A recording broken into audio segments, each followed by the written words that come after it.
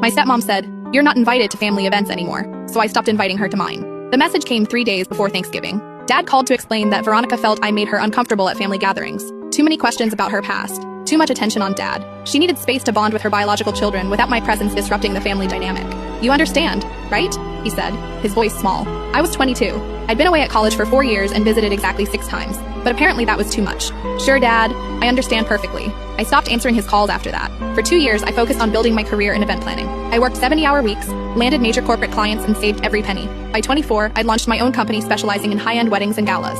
My client list included celebrities, politicians, and executives willing to pay 6 figures for perfection. Dad would text occasionally, updates about Veronica's kids getting into college, photos from holidays I wasn't in. Each message felt like evidence of the family I'd been edited out of. Then came the email that changed everything. A tech billionaire wanted me to plan his daughter's wedding. The budget was $2.3 million. The guest list included senators and Hollywood A-listers. If I pulled this off, it would launch me into the stratosphere of my industry. I spent 6 months making it flawless. Ice sculptures that never melted. A 7-tier cake that defied physics. Fireworks synchronized to a live orchestra. The photos went viral. The New York Times called it the wedding of the decade. My phone wouldn't stop ringing. Within a year, I was planning events for royalty. Actual royalty. My face appeared in magazines. My company expanded to 3 cities. I bought a penthouse downtown and a house in the Hamptons. That's when Dad started calling again. "I saw your article in Vogue," he said. "I'm so proud of you." I let it go to voicemail. The messages became more frequent. Veronica's daughter was getting married. Could I help? Maybe offer some advice?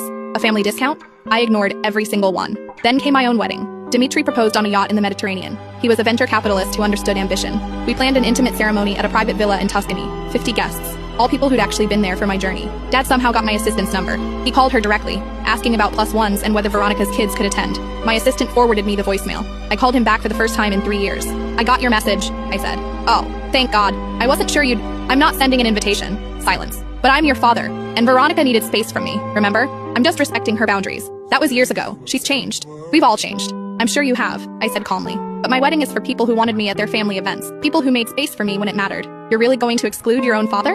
"I'm just following the example you set." The wedding was perfect. Photos ran in 3 international magazines. Dad tried commenting on every post, but I blocked him months earlier. 6 months later, Veronica's daughter's wedding happened. According to mutual friends, it was a disaster. The photographer was late. The caterer brought the wrong menu. The cake collapsed. Dad called afterward, his voice broken. "We needed you," he admitted. "Veronica finally said it. She was jealous of you back then. Afraid you'd take my attention. She ruined everything." "I know," I said. "Will you ever forgive us?" I thought about Thanksgiving spent alone. Christmases working double shifts to avoid the silence. Every family photo I'd been cropped out of. "Maybe," I said, "but you're still not invited to my events." Last month, I planned my company's 5th anniversary gala. 500 guests. Every major name in the industry. Dad sent flowers with a card. "Congratulations on everything you've built without us." I left them in the delivery box. Some spaces once created can't be uncreated. Some distances are permanent. Veronica wanted room to breathe without me in it. I gave her the whole atmosphere.